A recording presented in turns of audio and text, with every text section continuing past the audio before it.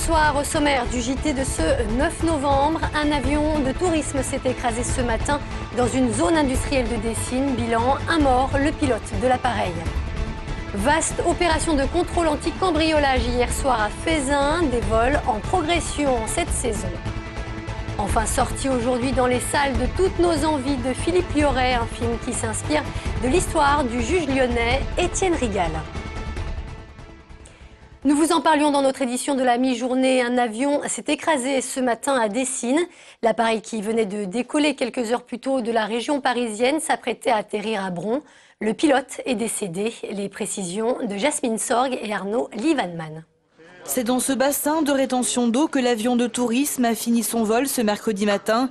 À son bord, une seule personne, le pilote, tué sur le coup. C'est un avion de tourisme de 6 places qui venait de la région parisienne et qui était en phase d'atterrissage à Bron. Il aurait, au conditionnel, mais bon, c'est ce qui circulait par les responsables de l'aéroport, signalé une difficulté à l'atterrissage et très peu de temps après, il y a eu le crash. Hypothèse, le pilote aurait pu intentionnellement viser le bassin pour éviter de s'écraser sur des habitations ou des entreprises. Les véhicules de l'aéroport sont intervenus immédiatement après l'accident pour éteindre l'incendie avec de la mousse. L'enquête a débuté dès la sécurisation du site. Pour la police, ça consiste à des relevés faits par le service de l'identité judiciaire, les matériaux qui peuvent être prélevés, tout ce qui pourra être examiné après sur le plan technique par des services compétents en matière d'aviation civile, examen des moteurs, enfin pour déterminer quelle est la nature du problème, qu'est-ce qui a occasionné cet accident. Des investigations menées par la police aux frontières et le bureau d'enquête accident, elles devront également permettre de connaître rapidement l'identité de la victime, pour l'heure toujours pas établie. C'est le 3e accident de ce type en 4 mois dans le Rhône, après ceux de Brinda et de Bron. Un agent de Pôle emploi soupçonné d'escroquerie entre 2008 et 2010. Cet homme de 56 ans aurait en effet détourné près de 317 000 € en réactivant notamment des dossiers d'anciens allocataires. Aidé de sa femme, il aurait ensuite transféré régulièrement ces sommes sur un compte bancaire au nom d'un de ses fils. C'est un contrôle interne de Pôle emploi qui a permis de confondre l'agent. Placé en garde à vue avec son épouse, ils sont ce soir placés sous contrôle judiciaire. Les personnels travaillant dans les laboratoires des hospices civils de Lyon ont fait grève aujourd'hui. Ils étaient une centaine rassemblés devant l'hôpital Édouard Herriot.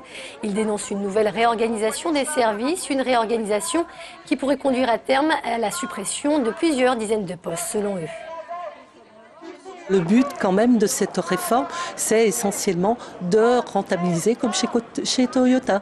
C'est exactement pareil. Ils sont là pour compter nos pas, pour compter le temps qu'on met pour un examen, le temps qu'on passe à faire une analyse, combien de temps on met pour aller le chercher. Et si on peut raboter tous ces temps-là et les améliorer, c'est du temps de technicien de gagner.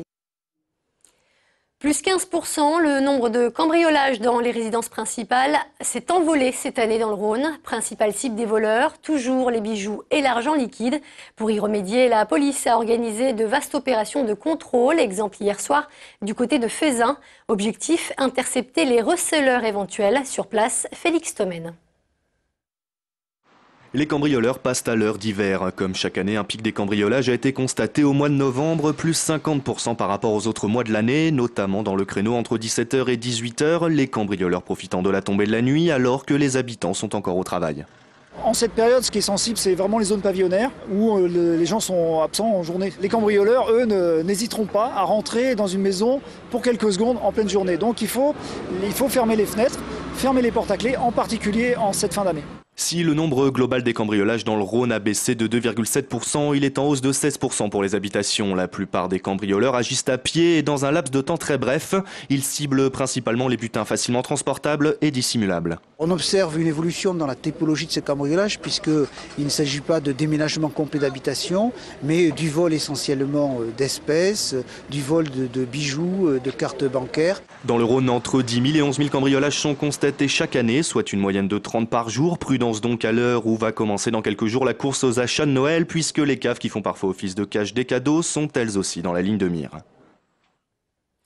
Une impressionnante pyramide de légumes a fait son apparition place de la République. Elle mesure pas moins de 7 mètres et est composée de plus de 3 tonnes de produits frais.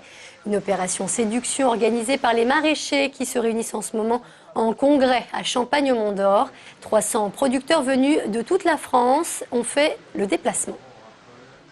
C'est 8 par 8 sur 8 de haut. C'est un échafaudage que Légumes de France fait livrer, que nous assemblons. Et avec dessus, après, nous mettons nos cachots de légumes que nous avons attachés, que nous montons jusqu'à la cime, avec nos salades, tous les légumes de toutes les provinces de France qui sont donnés par les producteurs de légumes. Pour toujours communiquer avec les consommateurs et surtout avec le corps enseignant, avec les enfants, ce qui est très important, puisque de plus en plus, avec 5 légumes par jour, et fruits et légumes par jour, on sent que les enfants s'intéressent davantage encore et de plus en plus aux légumes. Donc il faut les aider à persévérer dans ce domaine. 38,9 kilos, c'est ce que représente le tri sélectif par an et par personne dans le Rhône. Un résultat légèrement en dessous de la moyenne nationale, d'où cette opération de sensibilisation à l'éco-emballage organisée aujourd'hui. Une façon de rappeler les bons gestes pour préserver l'environnement. Donc aujourd'hui, le tri et le recyclage, c'est vraiment ancré dans les habitudes. Aujourd'hui, on recycle plus de la moitié de nos emballages. 63% des emballages sont recyclés. Donc je vous le disais, le Grenelle nous demande d'aller à 75% de recyclage. Donc il y a un effort, mais on est vraiment dans cette dynamique-là. C'est un petit effort qu'il faut faire. Et on a un tel bonus collectif. Sur les bouteilles en plastique, on arrive à en refaire des carters de piscine, des nouvelles bouteilles, de la laine polaire, un stylo en plastique. Voilà. Tous les jours, l'habitant du Rhône, il touche, il côtoie des produits recyclés sans s'en rendre compte, mais c'est grâce à son geste qu'on arrive à les recycler. Un mot de football pour vous dire que Maxime Gonalon vient d'être convoqué en équipe de France. Il s'agit de la toute première sélection du milieu de terrain lyonnais. Il remplace Samir Nasri, blessé au genou gauche. Avec Lloris et Réveillère, c'est le 3e lyonnais appelé par Laurent Blanc pour participer aux matchs amicaux contre les États-Unis et la Belgique les 11 et 15 novembre prochains. On termine avec ce film qui sort aujourd'hui, Toutes nos envies, de Philippe Liorret, un film librement inspiré de l'histoire d'Étienne Rigal, juge lyonnais spécialiste du droit du surendettement. Un juge interprété ici par Vincent Lindon. Ce long métrage suit le combat de 2 magistrats lyonnais contre des sociétés de crédit. Benoît d'Autriche. Bonjour madame. Bonjour. Vous connaissez le montant de votre endettement? 2 juges abîmés par la vie qui se battent pour faire valoir les droits d'une de leurs clientes surendettées. Voilà en quelques mots la trame de Toutes nos envies. Une histoire librement inspirée d'un livre, lui-même inspiré d'une histoire vraie. Simplement parce que j'ai lu le livre d'Emmanuel Carrère qui m'a touché, bouleversé. Voilà, j'ai voulu raconter à travers tout ça l'histoire de la rencontre entre ces 2 juges qui ont fait changer les choses. Cette rencontre entre 2 juges, elle a vraiment eu lieu et c'était à Vienne, dans l'Isère. Ici à l'écran, c'est Vincent Lindon qui porte la robe. Dans les faits, c'est Étienne Rigal, un juge lyonnais qui a mené le combat contre les sociétés de crédit. En compagnie d'une collègue aujourd'hui décédée d'un cancer, il a traité des dizaines de dossiers de surendettement. Il est où le taux? Là. C'est écrit petit quand même, hein. Vous nous demandez d'informer nos clients. Mais ils s'en foutent d'être informés.